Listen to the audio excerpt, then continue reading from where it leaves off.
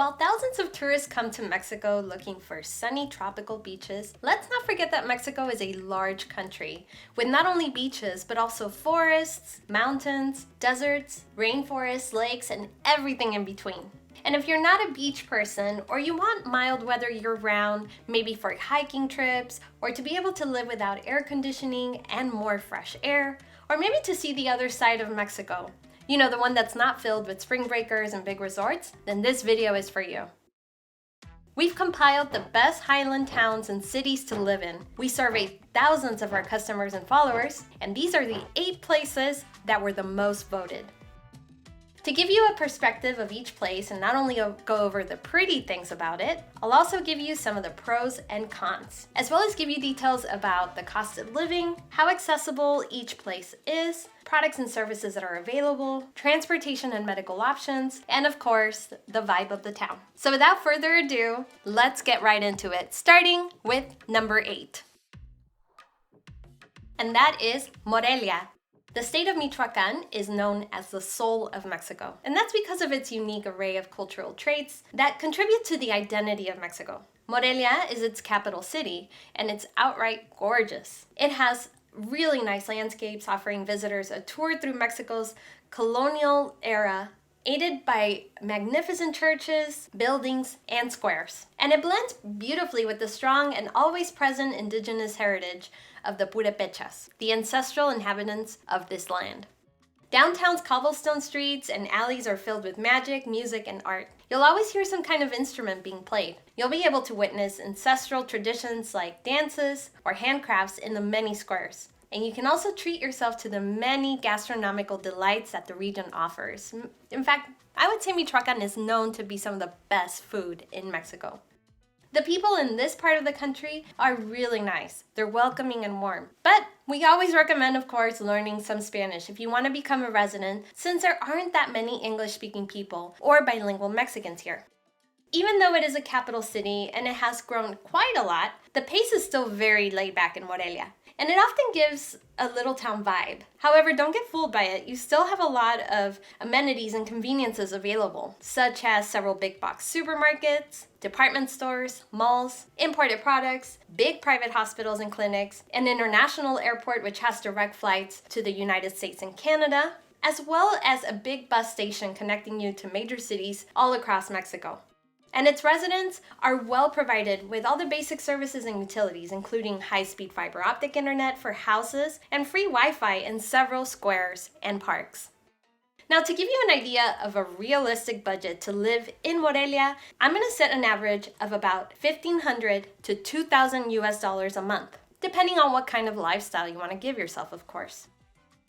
Now, the weather is typical of a city that sits at about 6,000 feet above sea level and is surrounded by mountains and pine trees. That's why Morelia is so beautiful. However, do be aware that you're south of the border, which means that spring and summer can get quite hot. Nothing unbearable like Nevada's desert, but you can expect the temperatures to rise above 85 degrees during May especially. Winters are chilly, and you can expect low temperatures of 40 degrees Fahrenheit. Now, these are some other notable things about Morelia. Dia de Muertos is celebrated in spectacular fashion in Michoacán, especially in the Pátzcuaro area. International artistic festivals are held constantly throughout the year. The city sits on a valley, so the overall terrain is flat, but it can get hilly and steep in some parts of the city. Morelia is safe, but some small towns to the south of the state are not so much, so it's advised to avoid certain areas or drive carefully in the daytime if you're touring the rest of the state of Michoacán. Our number 7 place goes to Puebla, a charming city located in central Mexico. With almost 3 million people, this is the 4th largest metropolitan area in all of Mexico. More than half of the metropolitan population is concentrated in the capital city of Puebla de Zaragoza. It's only 2 hours away from Mexico City, and it has some of the most beautiful landscapes in the country. It's surrounded by the Popocatépetl volcano. It's a magnificent sight to behold from virtually any point in Puebla. The high altitude and the surrounding mountains make it one of the chilliest places on this list. It sits at an average of 7,200 feet above sea levels, and the closeness to the volcano contributes to very pleasant, mild weather that rarely goes above 85 degrees Fahrenheit. Although in winter, it could easily drop to 35 and even sometimes below 32 degrees Fahrenheit. At its core, you'll find one of the loveliest historic downtowns in all of Mexico. There's so much history here. The cathedral is one of the most magnificent buildings from the colonial era that's still standing. The many museums you'll find will tell you the history of the city and the country, as a lot of key events in Mexico's history took place in Puebla. But the city has grown quite a lot, turning what was once a small province into a full-grown metropolis. This, in return, has created a more cosmopolitan ambience, has given more housing options, job opportunities, has brought a lot of industry, and has reshaped the social dynamics of the city.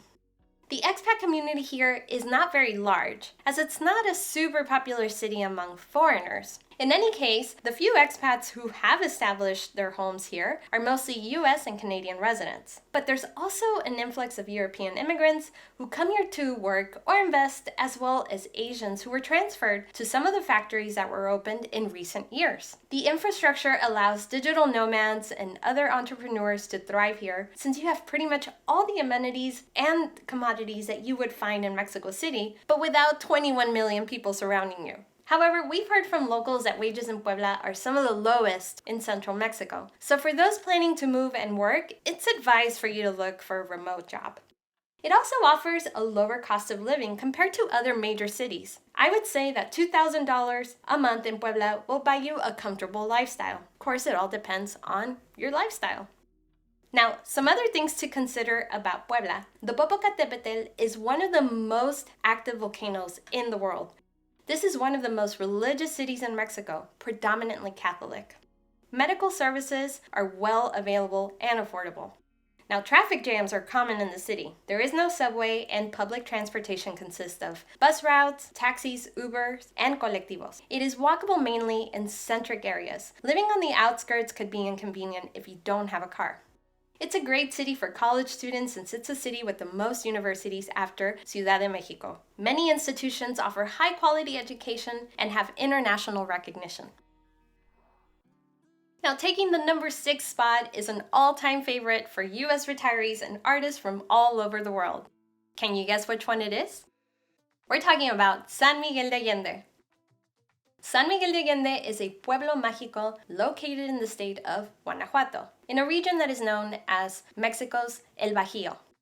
This is a kind of town that transports you to another era. The charm of its cobblestone streets is incomparable to anywhere else. The architecture and urban landscape are truly a relic of time. The churches, old houses, everything is tidily preserved and pristine.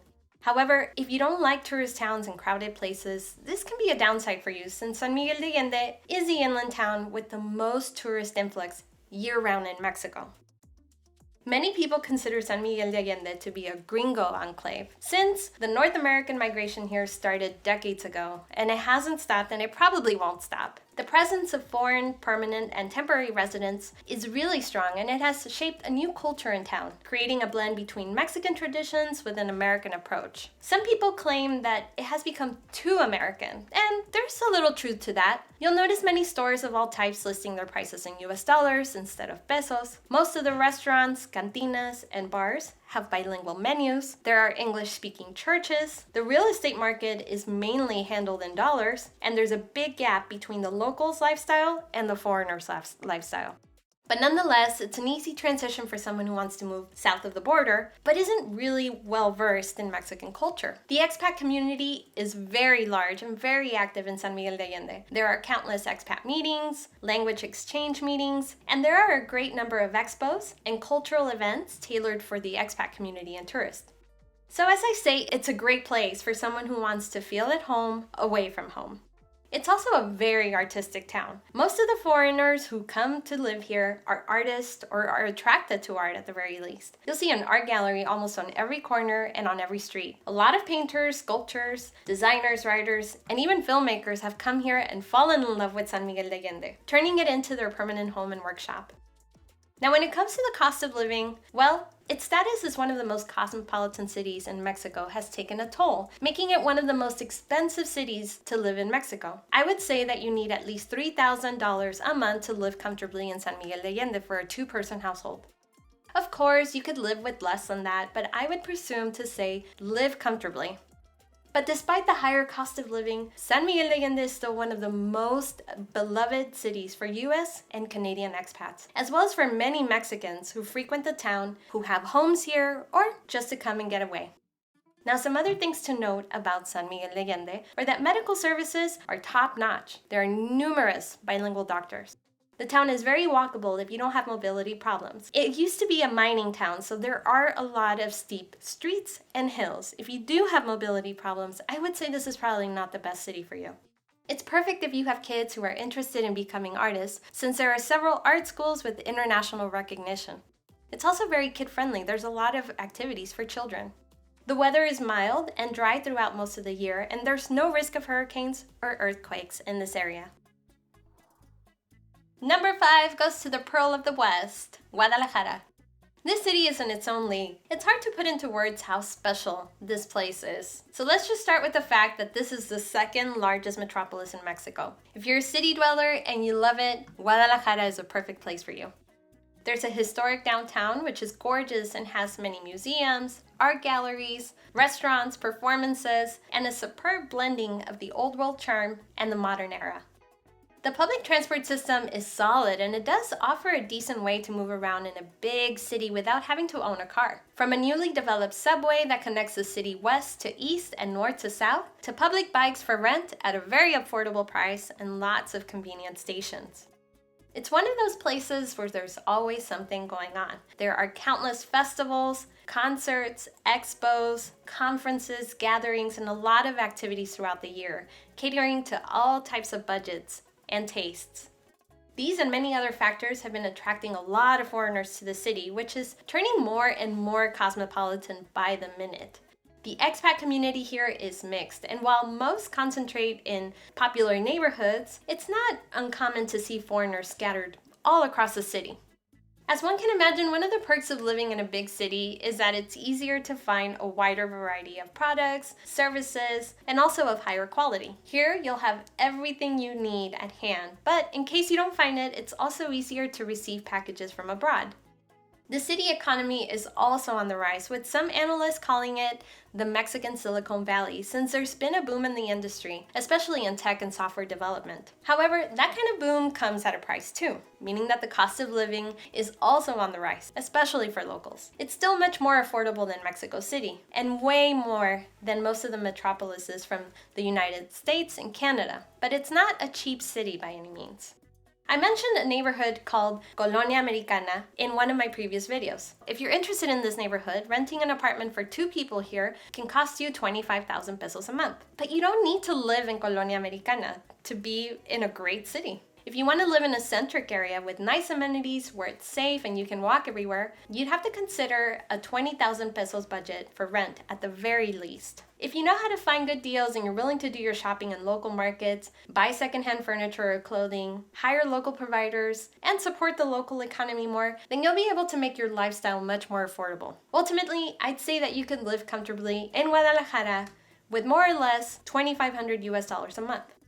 Now, some other things to consider about Guadalajara is that it does have a huge international airport located between Guadalajara and Chapala. It's about an hour's drive to each destination. This is one of the most inclusive cities in Mexico. The LGBTQ community is openly welcomed here, as well as people from all ethnic backgrounds.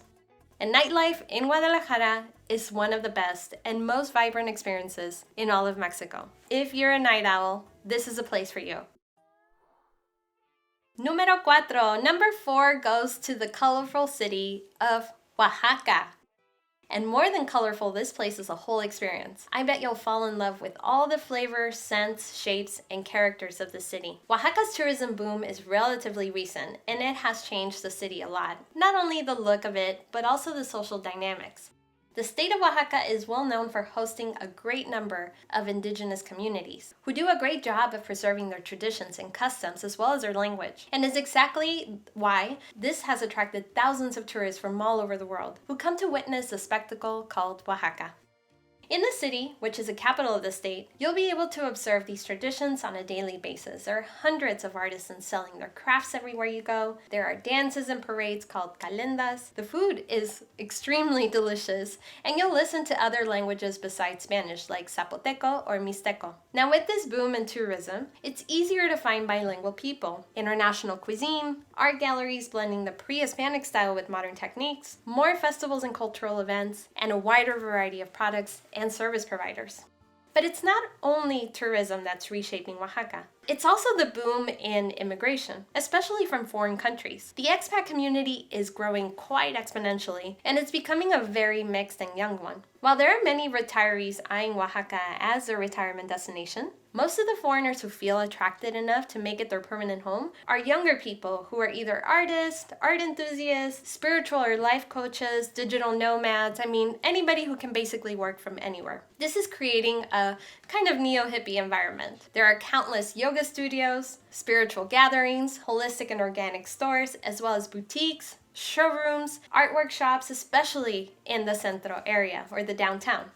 However, we do need to say that not everyone in Oaxaca is very happy about this. It is known that there's a debate on how beneficial the influx of foreigners from North America and European countries has been for Mexico. And there's a chunk of population who is against it. Oaxaca is one of those places where this debate is a little more present and more tangible, mainly because it has risen quite a lot in the cost of living, especially in the neighborhoods I just mentioned, which are some of the oldest neighborhoods of the city. In this process, many of the older residents had to move away because of the rise in rent prices and the overall cost of the products and services in those neighborhoods. So I would say that your monthly budget for all these aspects will be around $28,500, which is around $1,700 US. It's still very affordable for a lot of foreigners, but I mentioned the current climate and the rapid change of things in the city so that you're aware that every year the cost of living will keep rising in places like Oaxaca. Some other things to consider about Oaxaca. It's a highly walkable city. It sits on a valley, so with a few exceptions, most of the city is flat. Despite what we just talked about where, prices are going up and the possible influx of foreigners coming through, even then, Oaxaqueños, or people from Oaxaca, are very warm and very welcoming, very friendly people. Even though English-speaking and bilingual population is growing, it's better to learn Spanish as it's becoming the norm for foreigners in Oaxaca. There is an international airport in the city which offers flights to North and South America and connect you to Europe as well. Medical services are really good here, and doctors and staff are professional and reliable. So tell me, where are you watching us from? I would love to know in the comments down below. Now, if you're interested in learning more about moving to Mexico the right way, sign up for our 10-part email series. It's completely free. We share a ton of useful, accurate, and up-to-date information on how to move here legally, how to get residency, scams to avoid, cost of living tips, how to live like a local, how to navigate Mexican bureaucracy, and so much more. We've helped thousands of people start their research on moving to Mexico with our free series. So get yours today. It's completely free. The link is in the comments. Okay, we're getting into our top 3. This next place is a beloved lake town by North American retirees. Chapala. Chapala is a little town sitting on the shores of the Lake Chapala, which is the largest lake in Mexico. For decades, it has been the favorite destination for Guadalajara's city dwellers who want a quick getaway from the urban noise. But it has also been the dream of US and Canadian snowbirds and retirees who come to spend their retirement or to escape the drastic winters from up north.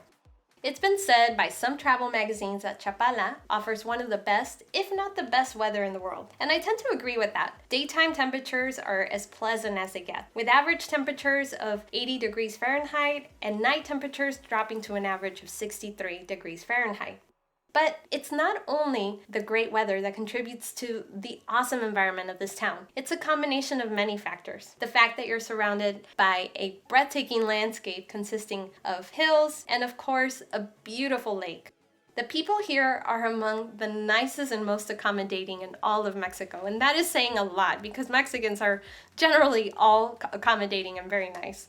The food is also awesome. There are plenty of options from regional food to international cuisines. And the pace of life is easygoing, quiet, and peaceful. You'll see a lot of people walking around. There's always some kind of activity. It just feels alive.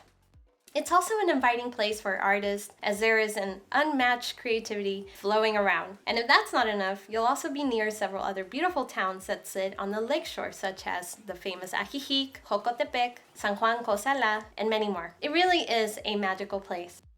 It's also one of those places that's a great transition for those who don't feel fully ready to immerse themselves into Mexican culture. Or maybe you're not fluent in Spanish and have a hard time learning a new language, as there is a big population of US and Canadian expats. The mingling cultures have created a safe space for both communities, locals, and expats, and it's easy to find bilingual staff everywhere you go, from doctors to restaurants to all service providers.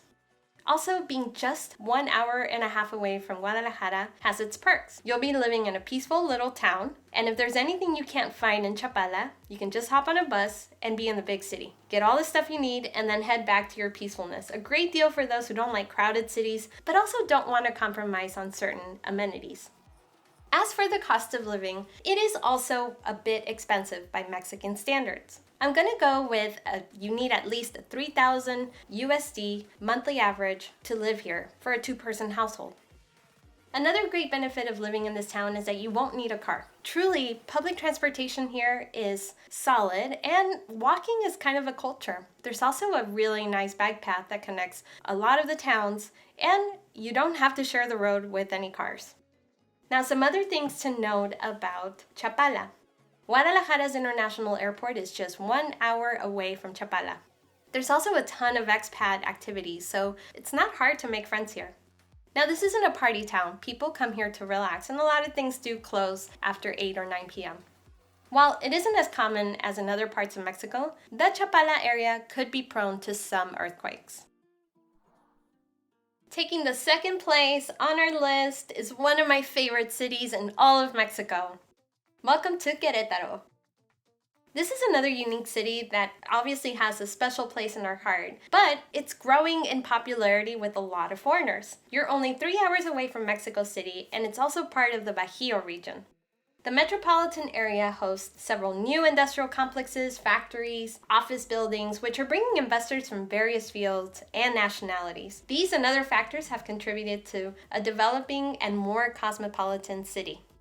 Querétaro is well known for being home to many national migrants and international immigrants. There are expats from all nationalities, ages, and backgrounds. There's a big Korean and Indian community, as well as many Europeans who come to work for some seasons or who have stayed permanently. There are a ton of Americans and Canadians also coming either to retire, invest, or stay as snowbirds. The industrial growth seems to be attracting younger people who come to slow their pace of life, but still want to keep themselves busy by looking for investment or job opportunities. It's slowly becoming a haven for digital nomads as well, since it's really close and has somehow a similar vibe to Mexico City. It's also great for those who like road trips and have easy access to other major cities and small towns. Its centric location gives you a wide variety of places that you can visit by road in just a couple of hours. But it's not all about convenient location and job opportunities. The city is actually beautiful too. Its infrastructure is well built, it's tidy and clean in most areas, the historic downtown is a UNESCO heritage site, and it's beautifully preserved and pristine. As for the landscapes and climate, we've heard comments that the city resembles some parts of California. The city is spread out and it hosts a dry and mild climate. It's a high altitude, semi-desert, so there's a lot of dust during the driest months like April and May. Most of the landscape turns brownish, but from midsummer to late fall, you have beautiful lush greens since it rains constantly, and the seasons are more pronounced than in other parts of Mexico. It's a place of rich history and culture. There's a lot of museums, a solid artistic community. It's well known for hosting lots of scenic art festivals and venues. There's no weekend without cultural or artistic activities in Querétaro. However, it's still relaxed and an easygoing city. Even though it is growing, the overall pace of Querétaro is calm. Last but not least, cost of life is still very reasonable. To give you an idea of a modest lifestyle, I would say with $2,000 a month in Querétaro, you could live really well. However, if you want a more upscale life, you could end up averaging somewhere around $2,500 to $2,800 a month for a two-person household. Just depends on your lifestyle. Now, some other things to consider. There is an international airport 40 minutes away from the city, which is small, but has direct flights to some cities in the United States and Canada. Traffic jams are common in the city as there is an excess of cars, public transportation is bad, it isn't pedestrian friendly, and lots of people commute to Querétaro for work. Medical services in Querétaro are exceptional. Learning Spanish obviously is well advised. While the bilingual population is increasing, learning the language will enhance your opportunities and the experience. Now, what's the most voted Highland city in Mexico? Can you guess? That would be Guanajuato. I'm absolutely in love with this city, characterized by rich culture, history, vibrant colors, rolling hills, intricate tunnels, charming alleys, delicious food, friendly locals. I mean, it's truly a one-of-a-kind destination. Originally a thriving mining town during colonial times, Guanajuato is nestled within the mountains of the Bajío region, creating a hilly maze with steep streets, staircases, alleys, and tunnels that evoke an enchanting old-world atmosphere. While the Centro area is pedestrian-friendly, those with mobility issues may face challenges unless they rely on taxis or ride-sharing services to go everywhere. Despite being the capital city of the state of Guanajuato, it exudes the charm of a small town. It really does feel like a smaller town here. The historic downtown is recognized as a UNESCO heritage site, drawing thousands of visitors annually, gradually turning the city into a well-kept secret for those seeking a permanent haven.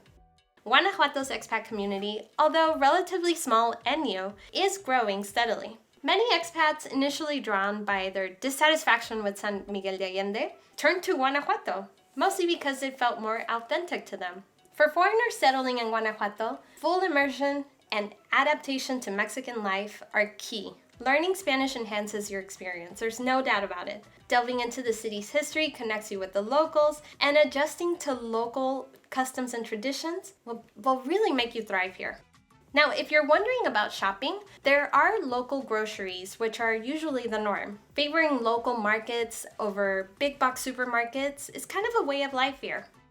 Now, as for the cost of living, it's a very affordable city, although also wages sometimes tend to be lower than in neighboring states. For instance, the most expensive area to live is in Centro. Keep in mind that Centro is a touristy area, so there's always something going on in the Centro area, which also makes it noisier. If you're willing to live further from Centro, rents are considerably lower. Shopping is very affordable, and entertainment is catered for all budgets. I'd say $2,000 a month is more than enough to have a very comfortable life in Guanajuato for a two-person household.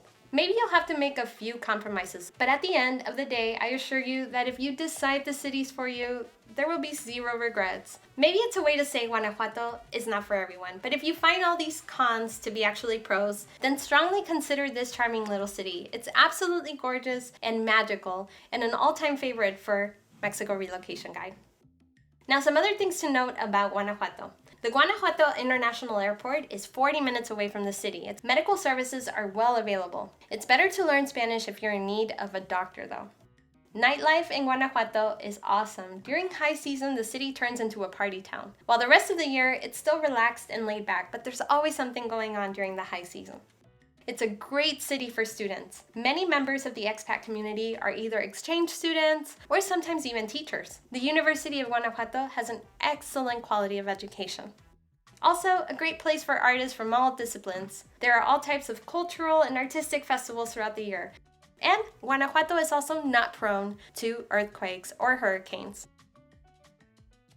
It's hard to give you such little information about each city because I have so much to say about each one. But I also don't want to make a 3-hour long video for you. So if you want a better overview, I've created a playlist for you where I include a video on each of the cities that I mentioned today. Check for the link in the description of this video. Now, trust me, I know that moving to a new country has its ups and downs, and that's why we do our very best to help you understand Mexico, its culture, its people, traditions, and customs. That way, those who are seriously considering moving here can do it the right way, with the right information. That's why I encourage you to follow this channel, Mexico Relocation Guide, subscribe to our free series, and check out our blog. Go to mexicorelocationguide.com/blog. We are constantly working to give you the most updated information and useful tips for your new life in Mexico. That's all for today, my dear amigos. I hope you had a great time, and I wish to see you again in our next video. My name is Mariana. You've just watched Mexico Relocation Guide. I will see you very soon. Nos vemos!